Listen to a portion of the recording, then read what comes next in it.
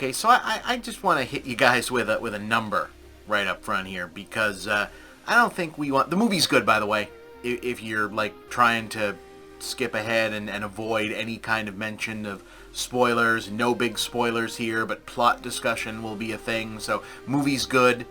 Call it an 8 out of 10. Movie's good. If that's all you want to hear, fine. Please watch to the end, because we could really use the numbers. But the movie is good.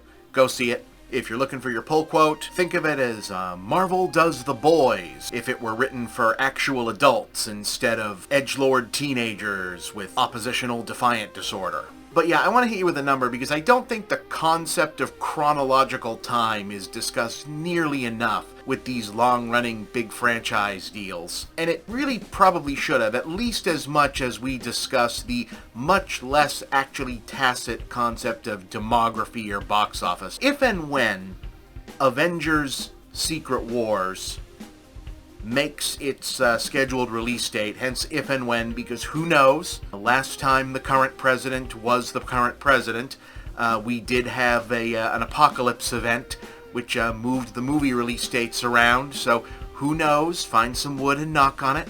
But if and when Avengers Secret Wars makes its scheduled release date of 2027, as much time will have passed between the release of that film and the original Iron Man, thus encompassing the entire run of the Marvel Cinematic Universe, as passed between the release of the original Iron Man and the original Tim Burton Batman in 1989.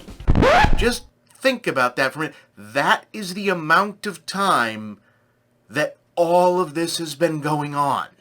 I was in high school when the Avengers came. Kind of strange that it's all over now. No one's coming to save the day. I think we are. Message! Just let that sit for a minute. Just pause the video if you have to. Just sit with that in your brain, in your heart, pit of your stomach.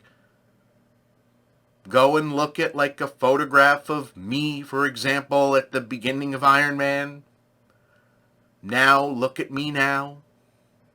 Just think about it. Think about yourself. Think about the world. That's how long we've been doing this. And just put that underneath. Make that the bread in the thought sandwich every time you ponder all of these dumb questions about, are the Marvel movies still good? Has this been going on too long? Will this last? Is this as good as it used to be? That's how long we've been doing this shit. That's how long we've been talking about this stuff. Oh! Anyway, so continuing saga of what happened with the Marvel movies post-Endgame. What was the plan? What's going on? And the eternal question that somehow always becomes more important than, is the individual movie good? Once again, the individual movie here is actually pretty good. Evens out to really good, in fact, this time. Yeah, I liked it.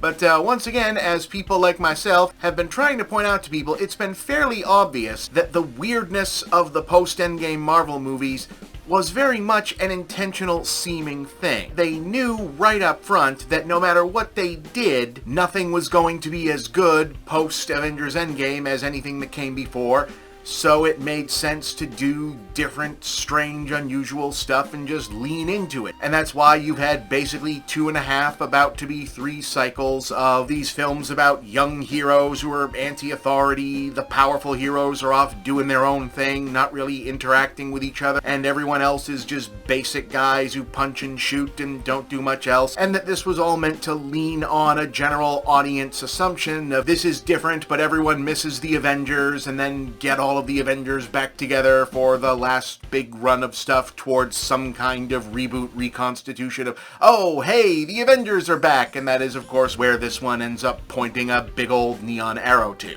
Unfortunately, you have those plans get blown to smithereens by the death of presumed franchise leading man Chadwick Boseman, Jonathan Majors, the new presumed main villain, having to go bye-bye, COVID blowing up everything, and also the main thing that I think they genuinely did not expect at all, audiences looking at the multiverse and saying, yeah, we don't like this. And something that I think is really interesting about Thunderbolts as a movie, which, just so we're clear for people who still make the mistake of coming into these expecting some kind of direct adaptation of an individual comic, or for these things to adhere to comics continuity somehow, this has, other than the title, which is basically a gag leading up to the reveal of what the asterisk is about at the very end, almost nothing to do with any incarnation of the Thunderbolts from the comics. It's similar in terms of what that asterisk means and how it reveals itself. The comic Secret Invasion era version of Thunderbolts, but other than that, not much. What's really surprising here is the inclusion of at least one character, you can probably guess which one, who in the comics is almost always used in terms of their backstory, power set, and the way that they were originally launched, as a meta gag about comics continuity and revisions and rewrites to source material. All of the kind of stuff that has been getting very tiresome with the multiverse variant nonsense in these movies. And I thought for sure that that was the main reason, if not the only reason, that they would be bringing this particular character into the cinematic universe at this point. And instead, it is exactly the opposite. They turn out to be here to tell a completely straight, serious story. This is a much less funny, jokey team of wacky, wisecracking characters, Guardians of the Galaxy, Suicide Squad style movie than the marketing has led you to believe. In fact, this is probably the first time that Marvel has gone in the opposite direction of their own marketing, where they've been selling what turns out to be a pretty dark, pretty serious-minded film in its own right, as more of a wisecracking, pop songs and witty banter found family movie. And it's a really interesting approach. This is a movie about a bunch of characters who are universally depressed to the point of suicidal, one of whom that's pretty much their entire story. You know, the idea of you take someone with serious clinical depression, and what happens if you take someone like that and give them superhuman powers? And wouldn't that be the scariest thing someone could imagine? Yeah, actually, that sounds pretty terrifying. And throw them up against people who could not possibly defeat them on a power scale level, but might be able to defeat them by talking them down from it. That's an interesting angle for a movie, and that's the movie that this is. Intersped with Black Ops action stuff, shoot-em-ups, power versus power fights, interesting dynamic characters who have been introduced in other movies and get quick, this is who I am, this is what I do intros here, but it's very continuity light. There's no multiverse stuff here.